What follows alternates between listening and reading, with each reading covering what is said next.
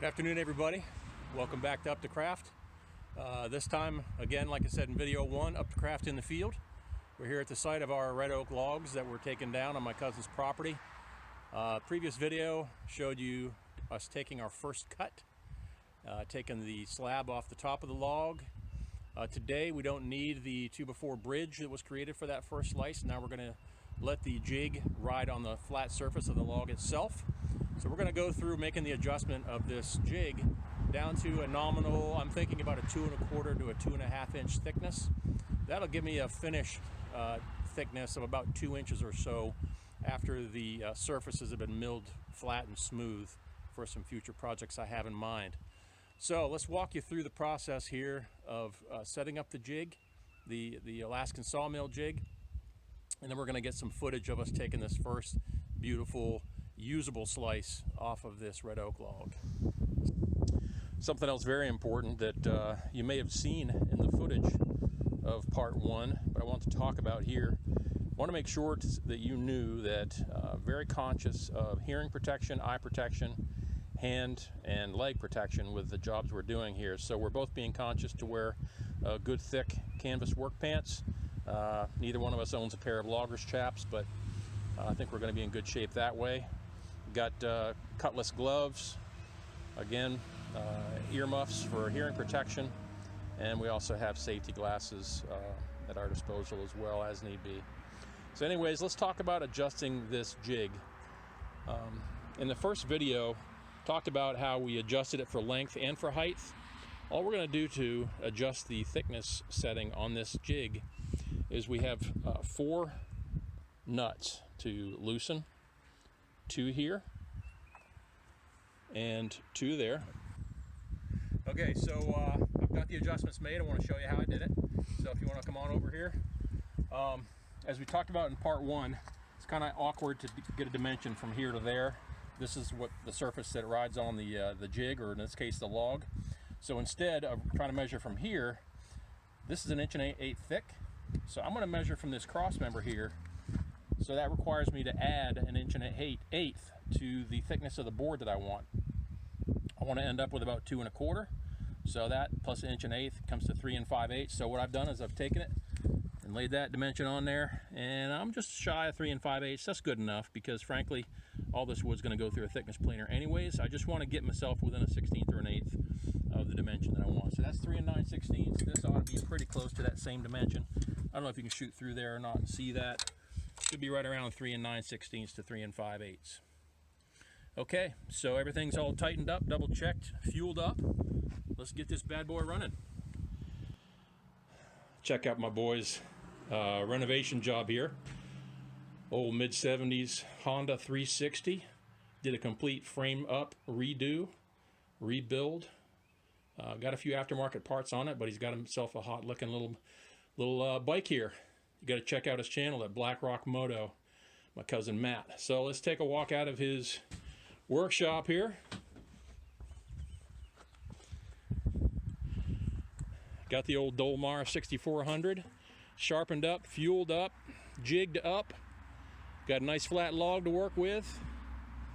Got a couple of anxious guys to make some sawdust. Just do this thing.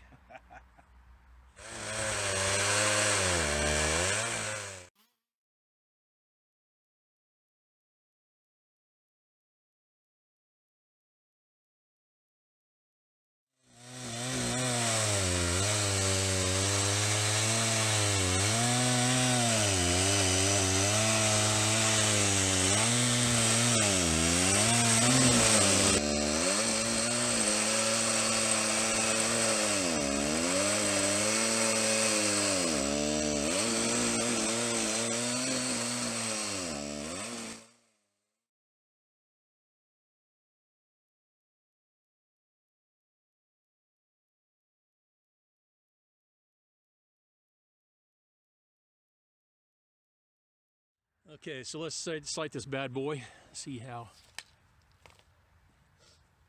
Oh yeah, she's good and flat. Hey bud, lay your tape on there. Let's see what we got for width. So clear grain, Yeah, we got a full 23 plus inches on this one, probably a little bit wider on the next couple. Yeah, man, we got some good wide slabs here, buddy. Things are looking up. Okay, so far today we got two very nice looking slabs, roughly 23 inches or so across. If you'll notice, one side is not a raw edge. Here's what we had to do. Good problem to have. Our log was actually too big for our jig. So we took a couple of vertical slices off the side to get the log so that the jig on our 36-inch bar will now cut this quite easily. So basically, rule of thumb I'm discovering with these jigs, you want to allow yourself about 10 inches less than the nominal dimension in order to be able to slice the log. So in other words, with a 36-inch bar and that jig on it, can cut roughly a 25-inch wide plank.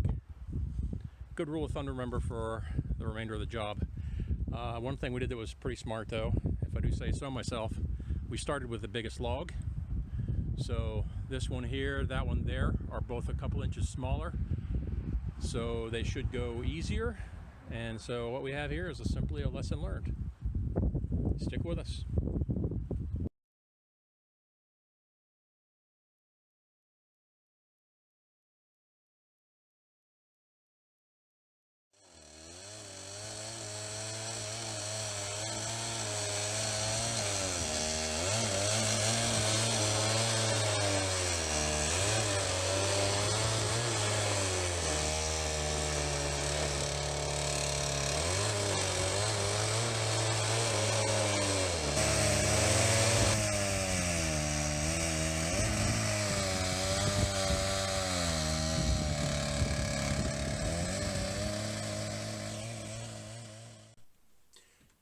I thought I'd end this video with a picture of me and my good buddy and cousin.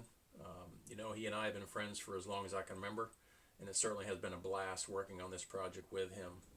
Just want to take a few seconds here and go over some lessons learned from part 1 and part 2 of this video series. First is, make sure to have plenty of mixed gas and bar and chain oil handy when taking on a project of this size. We're going through a fair amount of it, probably about a tank and a half per slice, on a log that is about 30 inches wide and about 12 feet or so long. So keep that in mind if you're going to take on a project of this size. Also, if you're going to do more than just 2 or 3 cuts, you'll want to have extra chains handy, pre-sharpened, to make it easy to stay productive and not have to stop and spend too much time sharpening chains. Also, PPE is very important. You want to take care of having both hand and eye core protection, as well as ear protection, and good sturdy clothing for the protection of your legs. Of course, if you had a pair of chaps, that'd be awesome. Most people don't, so a good heavy fabric jeans will be helpful. Want to allow at least 10 to 11 inches in sizing your jig. So when you measure your log, make sure that your jig is nominally at least 10 or 11 inches bigger than your log at its widest point, its full diameter. As far as lessons learned, we'll leave it at that. What's next on my list to finish out this project? Well, we have to transport the slabs over to my place for storage so that they can be stacked, stickered, and given time to cure. And then I'm going to take some time and I'm going to start planning some projects that I can do with all this beautiful wood. One thing that'll be at the top of my list is to do something nice for everyone who helped me in getting this project accomplished. So, stick with me and with us here at UptaCraft, and be in tune and ready for our next video. So be sure to hit the like button on this, and please give me your comments. Tell me what you think of this video, for good or for bad. Just be kind, and also let me know what else you might want to see for content on this channel.